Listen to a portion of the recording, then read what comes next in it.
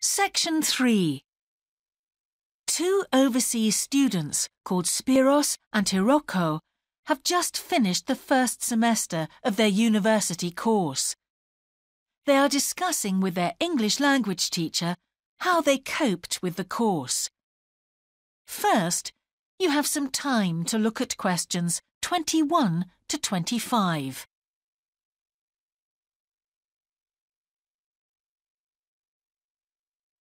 Now listen carefully and answer questions 21 to 25. Before we start, Spiros and Hiroko, thanks for coming in today to talk about your recent study experiences, and congratulations to you both in doing so well in your first semester exams. Thank you.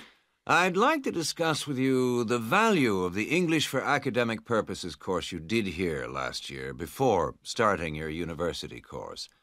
Spiros, if I could start with you, what parts of the program have now proved to be particularly valuable to you? I think that having to do a seminar presentation really helped me. For example, a couple of weeks ago in our marketing subject, when it was my turn to give a presentation, I felt quite confident. Of course, I was still nervous, but because I had done one before, I knew what to expect. Also, I know I was well prepared, and I had practiced my timing. In fact, I think that in relation to some of the other people in my group, I did quite a good job, because my overall style was quite professional. What about you, Hiroko? That's interesting. In my group, I was really surprised by the way the students did their presentations.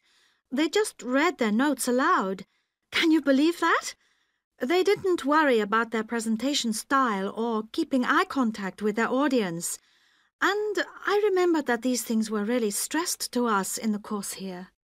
So, how did you approach your presentation, Hiroko? Well, to speak frankly, I read my notes too. At the time, it was a relief to do it this way, but actually when I had finished, I didn't feel any real sense of satisfaction. I didn't feel positive about the experience at all. That's a pity. You know, although I was pleased with my presentation, I am not so pleased with my actual performance right now in the tutorials. During the whole semester, I've not said anything in our tutorial discussions. Not a word. Really, Spiros? Why's that? Do the other students talk too much? It's partly that, but it's mostly because I have had no confidence to speak out. Their style of speaking is so different. It's not the style we were used to during the course. They use so many colloquialisms.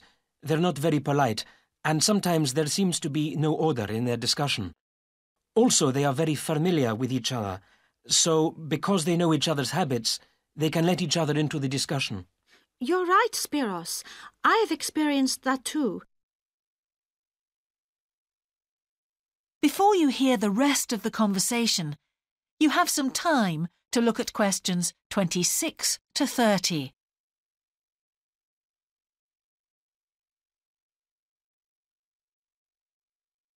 Now listen and answer questions 26 to 30. For most of this semester, I've said absolutely nothing in tutorials. But recently, I've been trying to speak up more, and I just jump in. And I've noticed an interesting thing. I've noticed that if they thought my point was interesting or new, then the next time they actually asked for my opinion. And then it was much easier for me to be part of the discussion. Oh, that's great, Hiroko. I hope that happens for me next semester. I'll have to work hard to find some interesting points. What helped you to find these ideas? I think that one thing that helped me with this was the reading. I've had to do so much reading this semester just to help me make sense of the lectures. At first, I couldn't understand what the lectures were talking about, so I had to turn to the books and journals. Every night I read for hours, using the lists of references that were given, and I made pages of notes. At breakfast, I read and read my notes again. This habit has helped me to follow the ideas in the lectures, and it's also given me some ideas to use in the tutorials. But I did so much reading anyway. I don't think there's any time left over for anything extra. My reading speed is still quite slow, though I'm much better at dealing with vocabulary than I used to be. What else do you think we could add to the course program to help with this reading problem? There's not really anything because it's my problem. I remember we were given long articles to read. We didn't like that, but now I realize that reading those long articles was good preparation for the things I need to read now. Also, in class, we regularly had speed reading tasks to do, and we kept a record of our reading speed, so the teachers were encouraging us to work on that. That's true, Spiros, but what we read could have been different. Sometimes in the English class, I felt frustrated when I had to read articles about the environment or health or education, because I wanted to concentrate on my own field, but we didn't read anything about engineering. So I think I wasted some time learning vocabulary I didn't need. But surely the strategies you were taught for dealing with that vocabulary were helpful? Yes, but psychologically speaking, I would have felt much better working on reading from my own field. What do you think, Spiros? Oh, I agree. That would have helped my confidence too, and I would have been more motivated. It was good, though, that we could work on our own topics when we wrote the research assignments. Okay, let's move on to writing now. That is the end of section 3. You now have half a minute to check your answers. Section 4. You will hear part of a lecture about a problem related to the behaviour of certain sea creatures. First, you have some time to look at questions 31 to 40.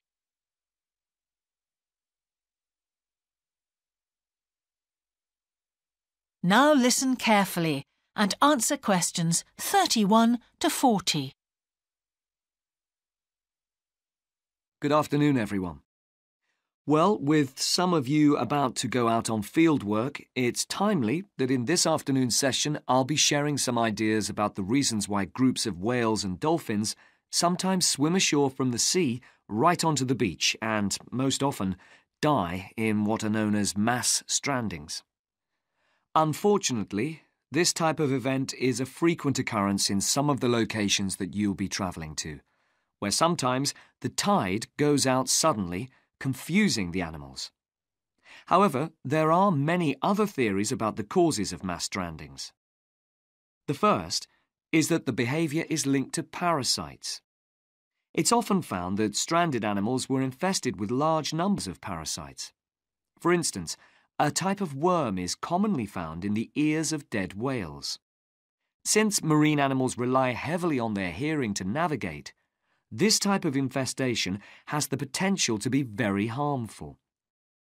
Another theory is related to toxins, or poisons. These have also been found to contribute to the death of many marine animals. Many toxins, as I'm sure you're aware, originate from plants or animals.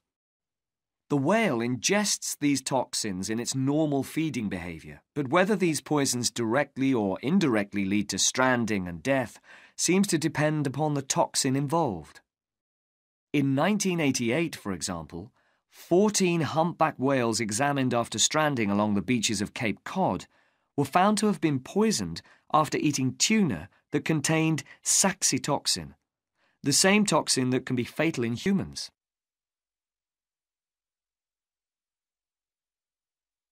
Alternatively, it has also been suggested that some animals strand accidentally by following their prey ashore in the confusion of the chase. In 1995, David Thurston monitored pilot whales that beached after following squid ashore.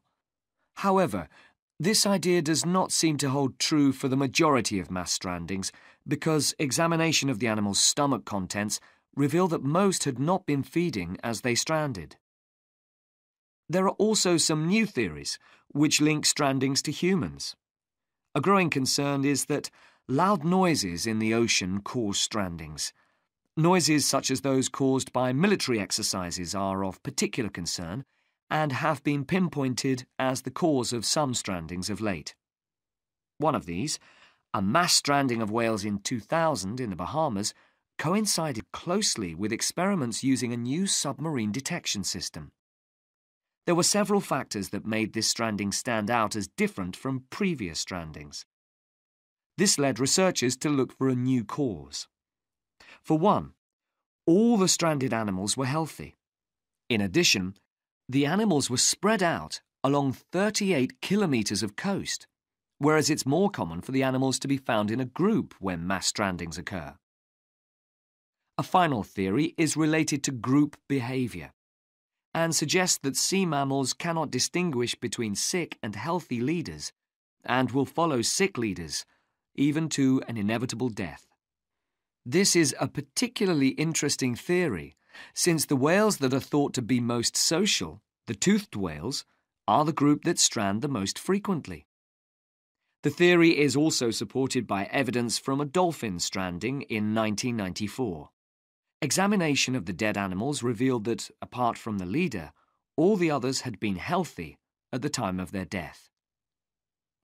Without one consistent theory, however, it is very hard for us to do anything about this phenomenon except to assist animals where and when we can.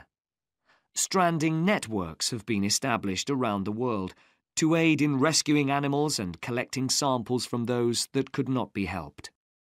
I recommend John Connor's Marine Mammals Ashore as an excellent starting point if you're interested in finding out more about these networks or establishing one yourself. That is the end of section 4. You now have half a minute to check your answers.